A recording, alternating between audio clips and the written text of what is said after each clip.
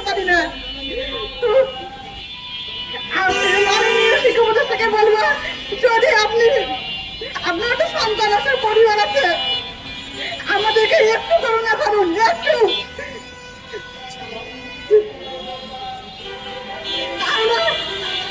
না বললে আমি ম্যাডামের কথা শুধু বলবো, এটা আবেগ নয়। অনেকেই কথা বলবে যে এটা আবেগ, এটা নেকামি। আসলে নেকামি নয়। আসেন আমার সাথে।